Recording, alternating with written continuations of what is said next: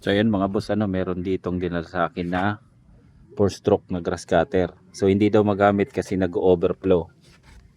So pag ganito mga boss, check natin yung carburetor niya. So ayan. Kung makikita nyo, basag tong kanyang pinaka pump. So kalasin natin.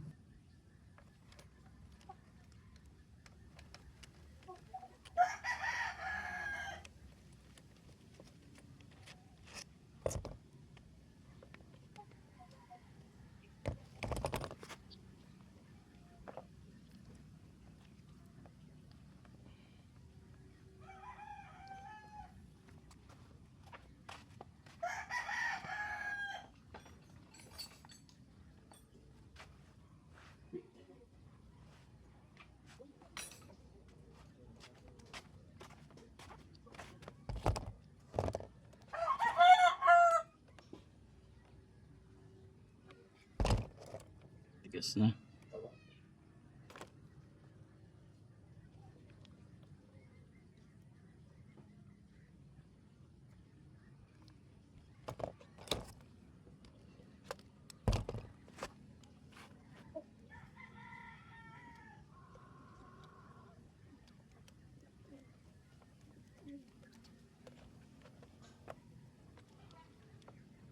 Tigas ha.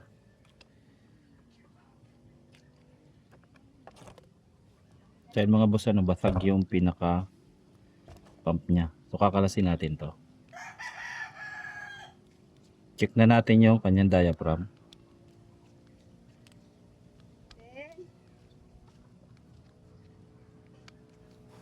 No. Down dyan.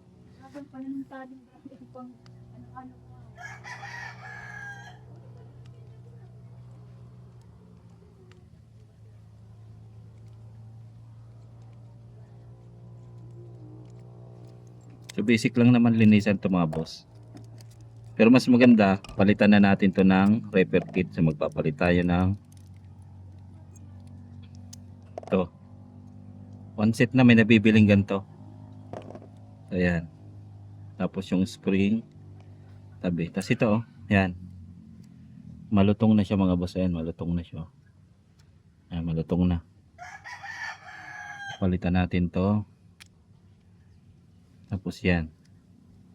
Tapos lilinisin na to kasi ito yung nag-i-stack up. Yan, yung pinaka-floater niya. Napapalitan naman to. Palasin natin. Pag-aalisin na natin to kasi papalitan naman to.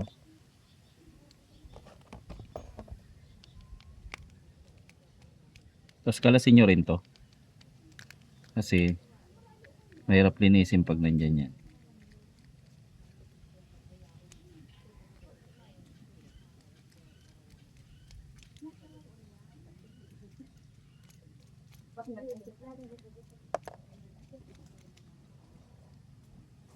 Ayan.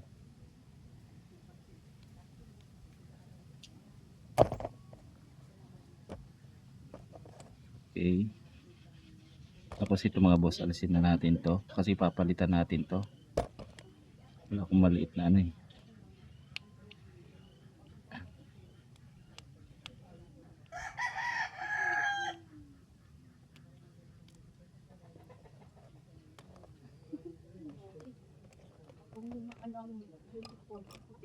So after ko makalas mga boss, ito yung papalitan ko ng one set. Yan lahat, papalitan na natin yan. Ito kukunin natin ng spring. Tapos ang papalit ko, yan, meron ako nabibiling repair kit. Kung gusto nyo ng gantong repair kit mga boss, lalagay ko lang dyan sa comment section para ma-direct kayo sa sealer. So one set na ito. Ayan, one set na yan. Magpapalit tayo ng ganyan. Then ito, lilinisan natin to. Ayan, yung mga butas na yan. Pati ito, ang daming dumi. Ayan, kasama na ang kamay ko kasi madumi ang kamay ko. Tapos ito mga boss, pag ayan, ito iingatan nyo to yung nasa gitna. Nawawala to tumatalsik to. Tumatalsik yan. Pag siniritan nyo yan, tumatalsik, nawawala yan.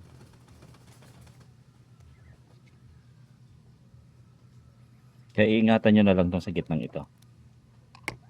Pag in-stock nyo pala mga boss ng may gasolina ang gantong grass cutter, Ganito yung nangyayari. Yan yung mga duming yan. Yan. Sa gasolina yan. Gasolina yung galing. Kaya pag i-stock nyo yung ganito, tanggalin nyo yung gasolina, ipump nyo para maalis. Yan. Lilinisin natin to, lahat ng mga butas-butas. Hahanginan natin yan. Hanggang dito, lahat ng mga butas-butas na yan. Yan.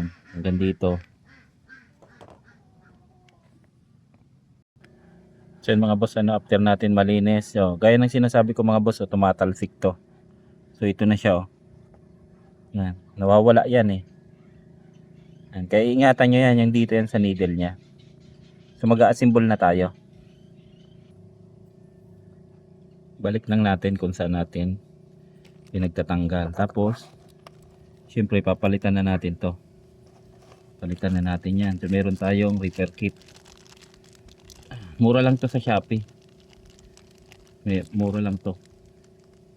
So meron na siyang primer. Yan, pinaka-pump nya. May mga diaphragm, may gasket. So meron siya. Yung diaphragm nya sa kanyang fuel supply. Tapos yung maliliit kasi. Yung pinaka-float valve. Yan, yung pinaka-float valve. Ito pa. So, yan yung mga included nya. Tapos itong strainer. Yan, halos kumpleto na siya. So yan.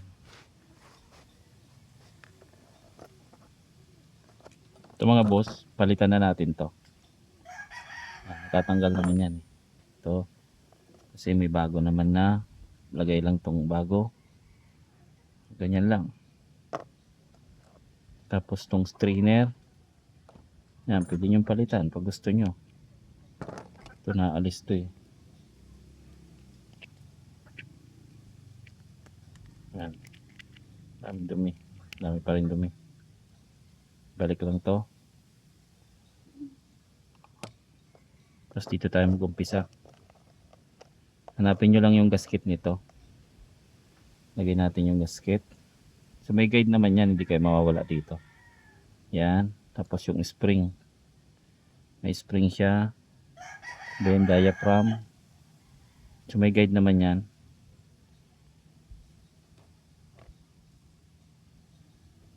Ito malabo yung camera natin. Tapos ito nalagay natin to.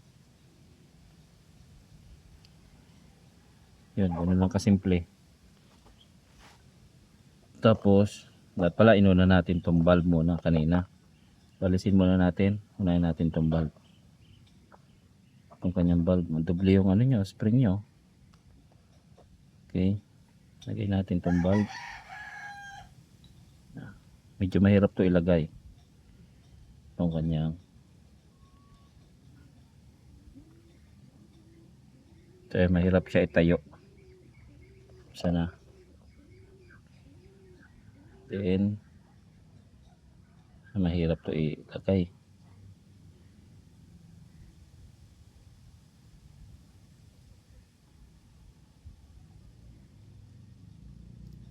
Yun no. Patay tayo din. Tiyagaan lang to mga boss. Pwede naman gamitin nyo yung dati na spring kasi mas mahaba to eh.